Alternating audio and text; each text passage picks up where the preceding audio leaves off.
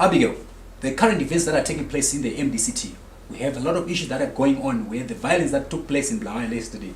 A lot of issues, a lot of say have been said about Madam Kupe. What do you want to say about what's happening in MDC?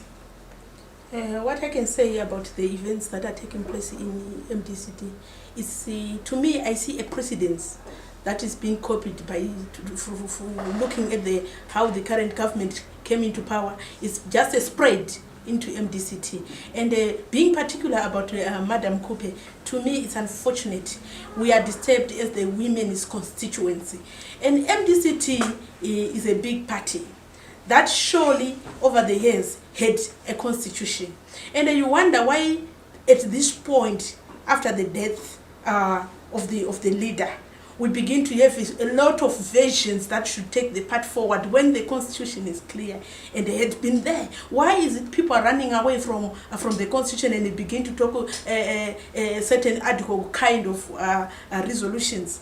To us, we feel disturbed. We are tempted to think that this is a fight now against women. We have seen this happening to Mjuru, and we thought maybe something was wrong. It happened to even Grace Mugabe, and it is happening across cutting the constituents of women, and it is quite disturbing. It is actually triggering us to think as a women constituency we should take action when it comes to our constituents. We can't keep watching all these things taking place. We can't continue to keep watching. But the guys at MDC, they're saying the National Council's got the power to appoint. They did sit last week and made the appointment of Nelson Chamisa.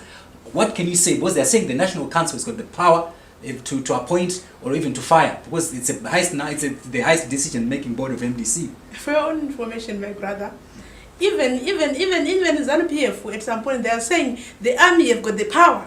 They only have something else to say.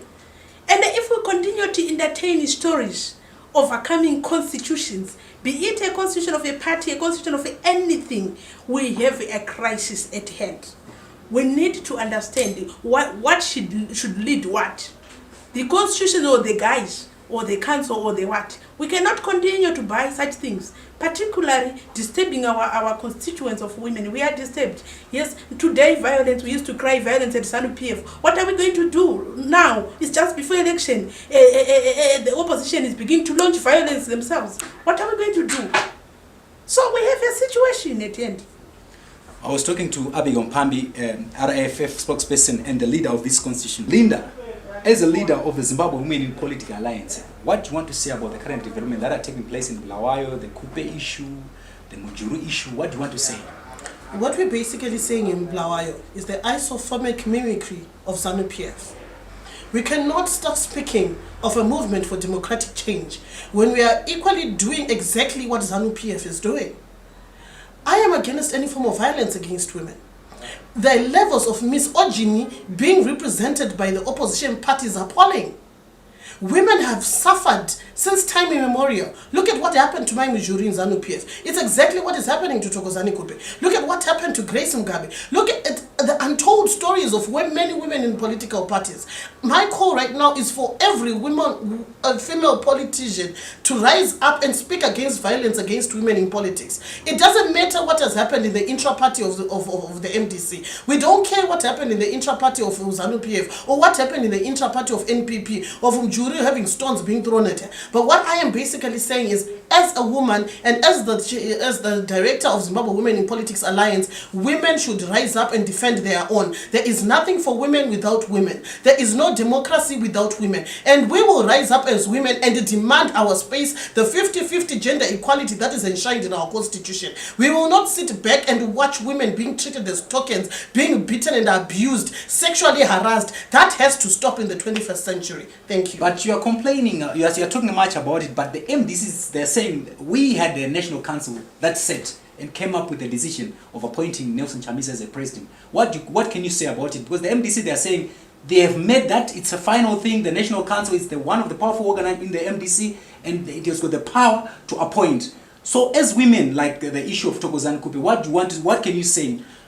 For starters, I have to note that I'm not an MDC member. And secondly, I think I have also tried to talk to women in the MDC to ensure that they secure their VP seat for a female candidate. And if the women in the party have failed to do that, that is an intra-party thing, which I cannot delve into.